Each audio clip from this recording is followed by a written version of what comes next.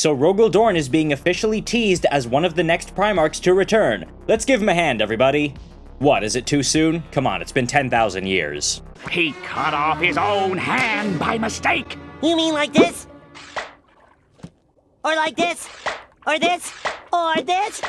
But what about this? Or this? Or this? Or this? Hi, I'm Chrono the Harlequin, and welcome back to Live from the Black Library, where today I want to talk to you about the return of Rogal Dorn that was teased in the new novel, Fulgrim, The Perfect Son, by Jude Reed. Also, speaking on Jude Reed for a second here, I had criticized her book, Maureen Vall, The Spear of Faith, because while I haven't read it, the reviews of it I had read were not good, so I had cited those reviews in my video about what books people should read to get caught up with the main story of Warhammer, and a lot of people didn't take kindly to that, saying that the book actually was really good and that I just shouldn't be commenting on it if I haven't read it, and you know what? Those people were right, that video was not very good. Fair play to everyone who called me out on it. This is how we grow as creators. So on that note, I think I do owe Jude Reed a fair apology, and I am absolutely eager to see what she's got for us with Fulgrim the Perfect Son. But before we get into it, I just want to say thank you so much for watching this video. Please subscribe if you have not already done so, and consider supporting me on Patreon to help me make these videos faster and fund the videos I'm working on my history channel, which have a much higher production value and which I have recently hired an editor for. But if you just want to support this channel, then consider becoming a YouTube member. Either way, I greatly appreciate it and it really helps me out. And if you want to connect with me more, consider joining my Discord, which is linked below, to keep up with me and all the projects I'm working on. But with all that out of the way, let's get into the teased return of Rogal Dorn. First, a bit of background. During the Siege of Terra, Rogal Dorn was the driving force behind the Loyalist defense of the Imperial Palace, as well as engaging the enemy directly, both by fending off Fulgrim and by heading out to help the Emperor in the final battle, whereupon he would be trapped in a labyrinth by Khorne for a very, very long time. At which point Khorne would try to turn him to let him give up the mental weight and responsibility of being the kind of tactical leader that he often is, and let him just be a true warrior, a real combatant out there spilling blood, like he always deep down wanted to be. But Dorn resisted and would manage to get out of the labyrinth, and doing so, be there to at least help bring the Emperor's body back to the palace. So like, I know the saying is better late than never, but you get the idea. The thing about that though is it's really important because you can imagine the massive mental strain Dorn was under because of all of this. Like, even though he had people helping him with the siege, and those people were very important, I'm sure you've read the book Saturnine, they were usually baseline humans and could only do so much because all the Astartes were needed actually fighting. And as such, they had a very high turnover rate for burnout. So, even though there were people helping him on the periphery, he was basically managing all of this on his own. Vulcan was needed in the webway and throne room, Sanguinius was out there raising the spirits of the troops with his presence, and Jagatai Khan was out there doing harrying actions, and generally not getting along that well with Dorn. They had a lot of disagreements. So, again, this weighed on him so much that while he wasn't broken, Rogal Dorn never could be, the cracks were starting to show. And then the siege ended, and then came the Battle of the Iron Cage, where Rogal Dorn would lead his legion against the Iron Warriors who had entrenched themselves on the planet of Sebastus IV into what was a trap. Now there is debate as to how the battle actually went, if the Imperial Fists only barely survived because the Ultramarines showed up, or if they actually did really well and held their ground and the Iron Warriors had to run away, or if the entire battle was completely inconclusive. But what is known is that after this, the Imperial Fists, which had previously been hostile to the breaking up of their legion into chapters, finally accepted it, felt cleansed of their previous failures, and began to move forward. However, the sticky part comes during one of the Black Crusades, one of the earliest ones that is, we're not sure which one, where Rogal Dorn would disappear, because aboard a ship called the Sword of Sacrilege, Rogal Dorn would lead a boarding action, but by the time they recovered the ship and managed to get inside it, we would see that Dorn was gone, with only his severed hand remaining, a hand which has been kept by the Imperial Fists and signed by every subsequent chapter master thereafter. Now, interestingly, in the Index Astartes, I believe it's mentioned in passing at least,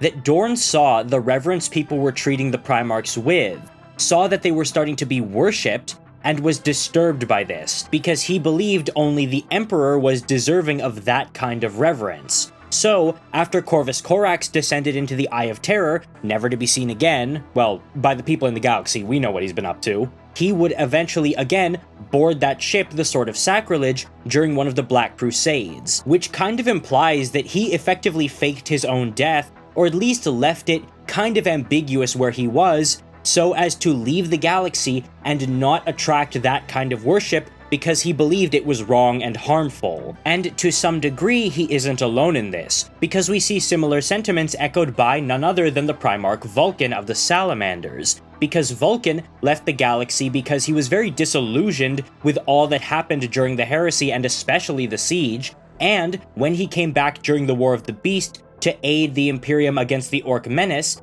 he expressed a lot of disgust and displeasure at what the Imperium was rapidly becoming. So, we can see that he and Rogal Dorn may well have been of a mind. Where Corax and Leman Russ disappeared on very specific missions, Vulcan and Dorn were just kind of done with the Imperium and felt that things would be better if they just kind of went away. Also, it should be noted that in the War of the Beast, specifically in the book The Hunt for Vulcan, he mentions to Corland, the new chapter master of the Imperial Fists and at one time the only survivor of the entire chapter, that he would speak well of him to Rogal Dorn, meaning that either they were directly rooming together, or that he was at least in touch with him, which, given the fact that those two seemed to be of a mind about the state of the Imperium and how it was not good, makes sense to some degree. Now, I should note, the War of the Beast series is pretty weird, and a lot of people question whether or not it's still considered a valid source, and the Index Astartes is from 2003, so I really doubt we can trust it all that much. But some elements of both of those things do hold a fair amount of weight, so until we get something else that contradicts it and is newer, I'm gonna go with my interpretation that Rogal Dorn faked his own death because he was tired of the Imperium and didn't want to see himself deified, while also keeping the possibility open of returning if he's needed, in the same way Vulcan and Leman Russ will be there at the quote-unquote end times for their legions. And a thing about the current setting of 40k, it feels pretty end-timey, you know? A lot of end vibes going on. So, as such, Primarchs have been returning left, right, and center, albeit slowly. First Rabute Gilliman, then Lionel Johnson, and the traitor Primarchs have been popping up here and there. You know, first we saw Magnus the Red appear when he was trying to stop Gilliman from getting to Terra. They fought on the moon. Then we saw Mortarion during the Plague Wars. Angron basically never left the galaxy. He's been a pain in the ass since minute 1, and Fulgrim is now finally back in his book, Fulgrim the Perfect Son, which just released. So that's what I'm gonna get into today. 7 minutes into the video. Sorry guys, but you know how I love to yap. Now, since I have not yet read the book and my time has been pretty scarce as of late, I really wish I had time for books nowadays, but I would like to note that everything I'm saying comes with a grain of salt, but as far as I know, these pictures of the book are from that new book, Fulgrim the Perfect Son.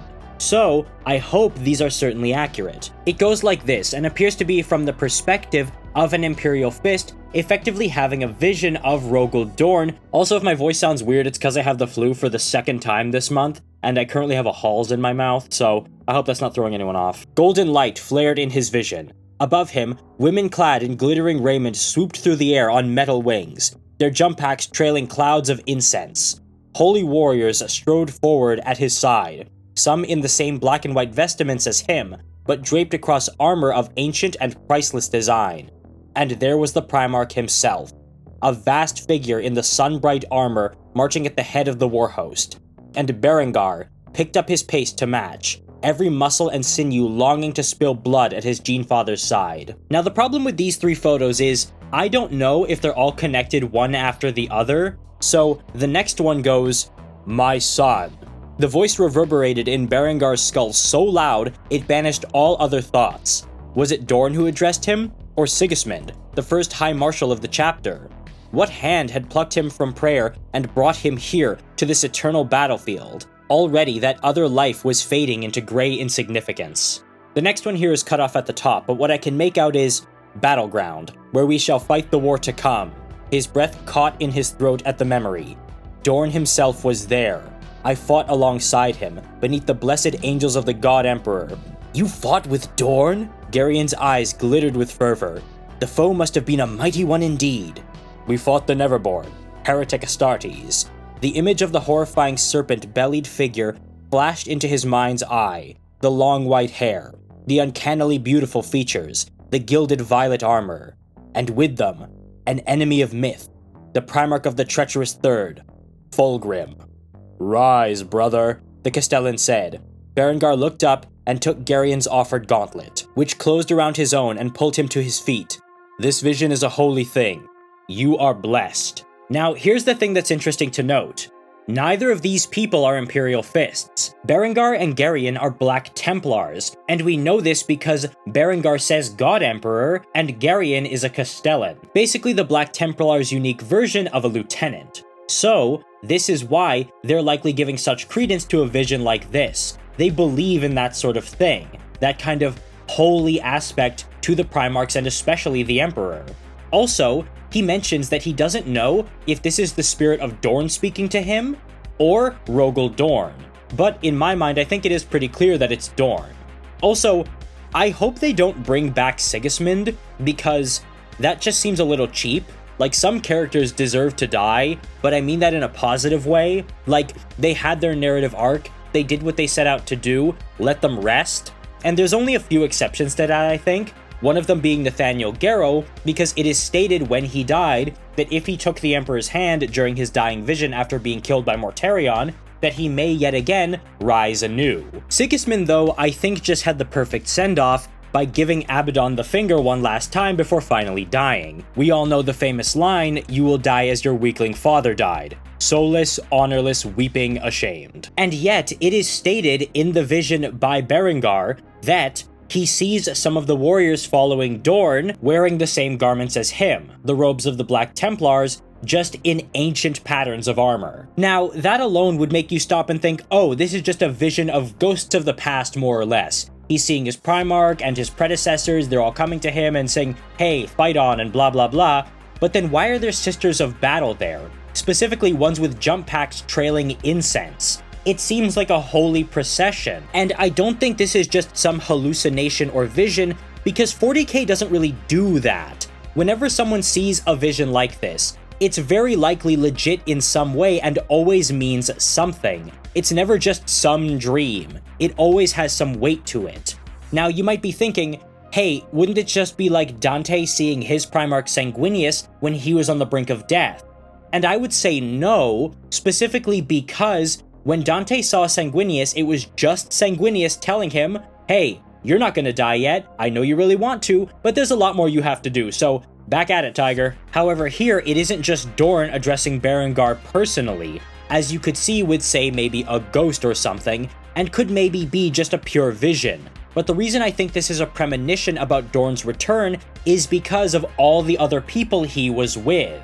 I think Dorn, in his isolation, has kind of had to accept what the Imperium has become, even if he didn't like it, in the same way he had to accept Sigismund for his religious beliefs, even though, again, he didn't like them. He's finally starting to come to view the Imperium's spirituality and worship as a tool that needs to be utilized and accepted and can't just be flatly opposed anymore, which in my mind would make for a very good character arc of his. Finally letting go of the illusion of control over everyone around him, and being able to accept the Imperium for what it is, even though it's certainly not what he wants it to be. And it also should be noted that whenever a Demon Primarch comes back, a Loyalist usually comes back to oppose them in force. So, with Mortarion coming back, we had Guilliman. When Angron came back, we had Lionel Johnson, and now with Fulgrim back on the field, Rogal Dorn could be around the corner. And a lot of people have been actually making the joke that all the other Primarchs have thus far been getting pieces of the Emperor's armaments to compensate and give them extra power.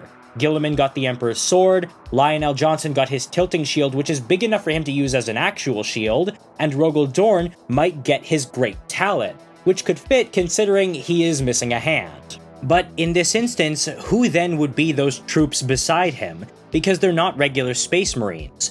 As is stated, they are wearing archaic and priceless power armor, probably those models of armor from before, during, and right after the heresy. I would imagine it's probably 4 through 6 or so, even though it's not specified. Furthermore, it should be stated that there is no clear indication on what Dorn is doing and what he means by this. He just says, my son. Also, from at least what we can tell in these snippets, he appears to have been fighting. He was on an eternal battlefield alongside these ancient marines and these Sisters of Battle, and there Barangar fought alongside him. So this could be some kind of indication as to what he's been up to. One thing I would also like to note is there's apparently a big discrepancy in regard to when Rogal disappeared. That's because, as we know, he disappeared while fighting aboard the ship Sword of Sacrilege, a despoiler-class vessel. However, some sources state that he disappeared fighting aboard the Sword of Sacrilege in M31-034. But the first Black Crusade wouldn't happen until M31-781, and they're called the Black Crusades because they were christened by the Black Legion.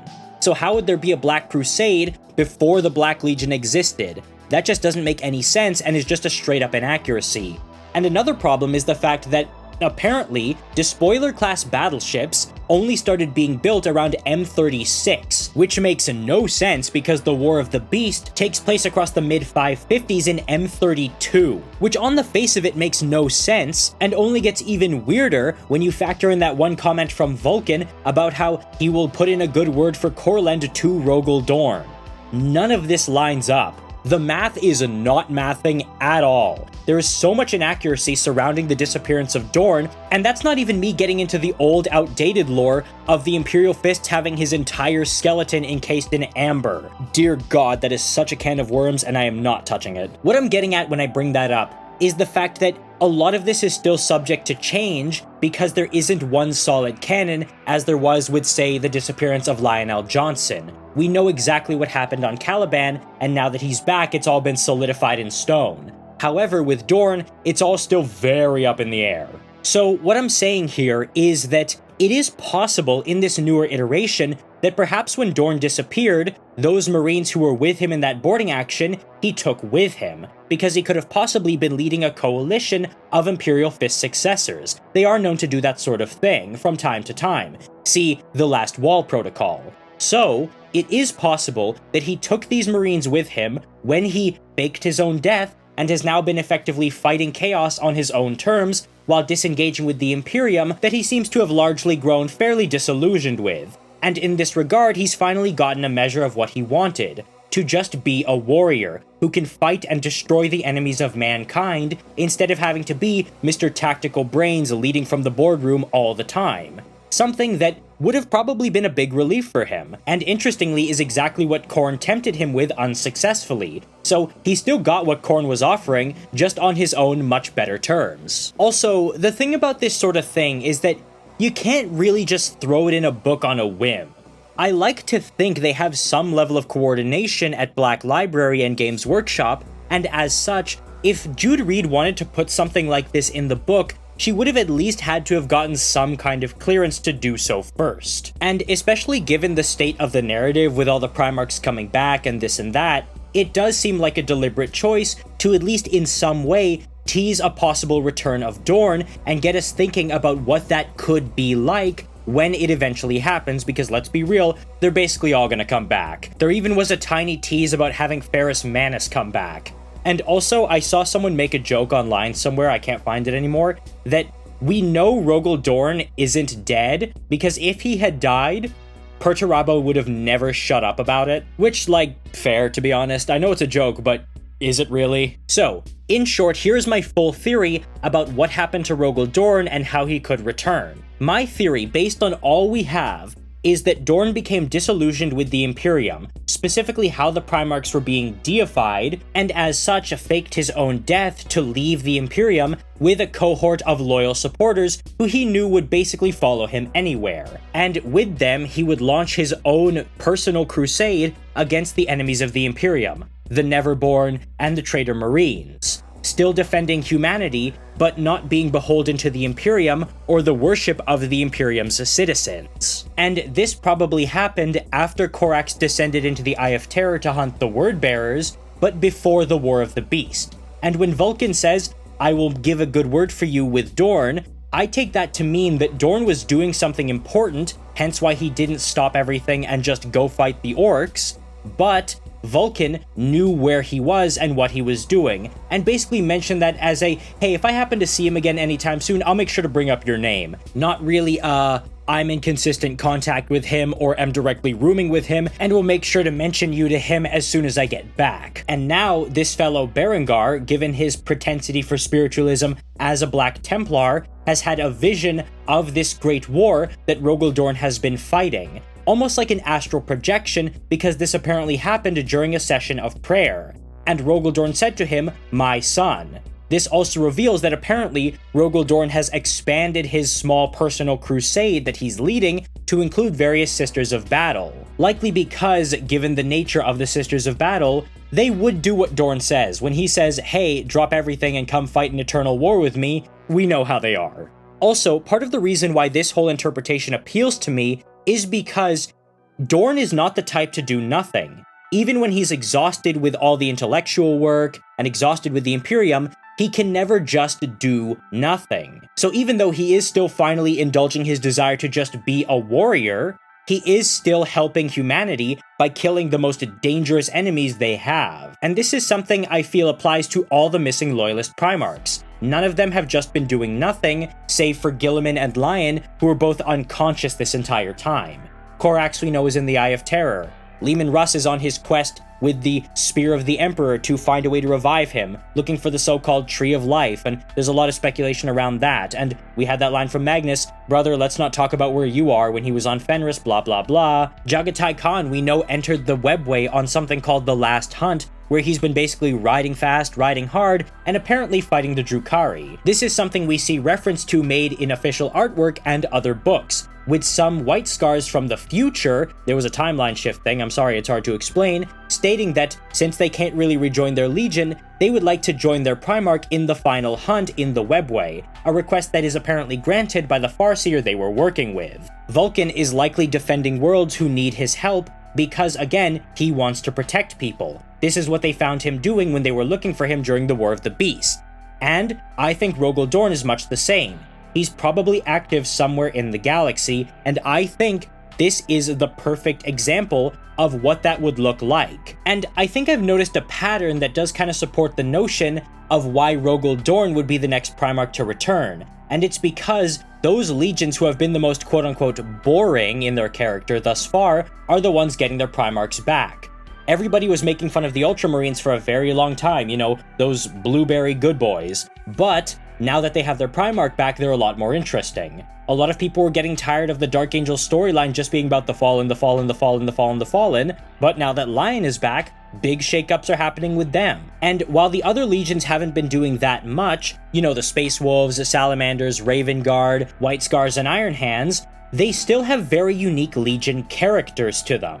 And I mean the character of the legion, not individual characters, because a lot of them are hurting for individual characters, trust me, and it sucks. And by comparison to them, the Imperial Fists just seem boring. Rigid, stiff, always defend, fortify, fortify, you know how it is. So bringing back their Primarch, transformed in this way, as this now warrior ruler as opposed to the calm tactician he used to be, leading this procession would be a big shakeup for them and make them a lot more interesting to people. Given the fact that the two most narratively stagnant legions, and that hurts for me to admit because I love the Dark Angels, that got their Primarchs back first, I believe Dorn is the next in line. Plus, it would also appear to be sort of setting up a rematch between Fulgrim and Rogal Dorn after they had clashed during the Siege of Terra. They finally get to go at it again after 10,000 years.